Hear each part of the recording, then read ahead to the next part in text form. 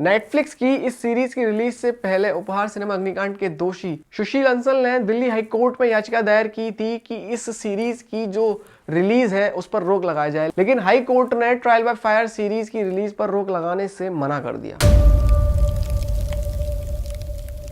सनी देओल की film border का release का दिन 13 जून 1997, 3 बजे का शो। दिल्ली के उपहार सिनेमा हॉल में ट्रांसफार्मर में आग लग गई थी और उसी ट्रांसफार्मर में आग लगी थी जिसमें सुबह भी आग लगी। लेकिन इसका जो रीजन था, जो इसका कॉज था, उसको ठीक ना करने की बजाय बिजली विभाग ने उसका सिर्फ फ्यूज चेंज कर दिया। सिनेमा हॉल में तगड़ी भीड़ और उनको बैठाने के लिए अलग से कुर्सियां भी लगाई गई। इस हद तक भीड़, मैनेजमेंट बिल्कुल बकवास। इमरजेंसी एग्जिट्स को बंद कर दिया गया और बालकनी के जो डोर्स थे उनको ताला लगा दिया गया ताकि कोई बिना टिकट अंदर ना घुस जाए। लेकिन जब आग लगी तो कोई भी बाहर नहीं जा पाया था और जैसे ही आग लगी कुछ उस आग की चपेट में आकर मर गए और कुछ लोग जो धुआं था उससे दम घुटने से मर गए। मरने वालों की संख्या 59 और लगभग 100 घायल। सीरीज में कहानी को नीलम और शेखर कृष्णमूर्ति के पर्सपेक्टिव से दिखाया गया है, जिन्होंने लगभग 25 साल तक इंसाफ की लड़ाई लड़ी और इसी मुद्दे पर उन्होंने एक किताब भी लिखी थी। सीरीज में अभय देओल शेखर कृष्णमूर्ति और राजश्री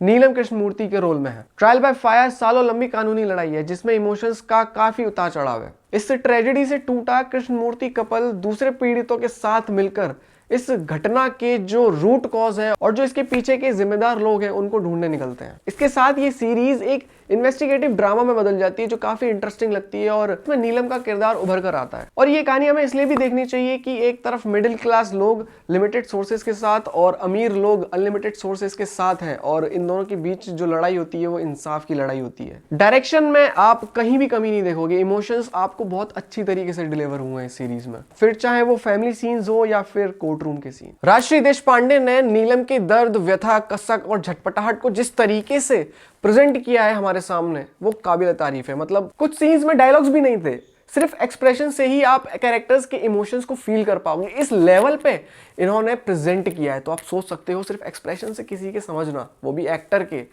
वो भी सीरीज, वो भी किसी रियल इंसिडेंट से, ये बहुत बड़ी बात। अभय देओल एक सीरियस टाइप के एक्टर है और उन्होंने शेखर का किरदार बहुत ही ज्यादा शानदार तरीके से निभाया है। दिल्ली इलेक्ट्रिसिटी बोर्ड के जो वर्कर हैं वीर सिंह, उनका जो किरदार निभाया है वो निभाया राजेश तेलांग ने और वो बहुत बखूबी निभाया है। ट्रांसफार्मर में धमाका होने से पहले और आग लगने से पहले इसी कर्मचारी ने उसकी मरम्मत की थी। उसे ही बलि का बकरा बना दिया जाता है। वीर सिंह जेल आता जाता रहता है और इस सब सिचुएशन की वजह से उसका परिवार एडजस्ट करने की कोशिश करता है और अपनी नॉर्मल लाइफ जीने की कोशिश करता है। और ये जो सीन्स हैं वो काफी इंटरेस्टिंग है। आशीष विद्यार्थी सूखे मेवों के कारोबारी के किरदार में है और वो दोनों पार्टियों के बीच एक मीडिएटर है और आशीष का ये कैरेक्टर भी काफी इंप्रेसिव है, ऑडियंस को काफी पसंद आया है।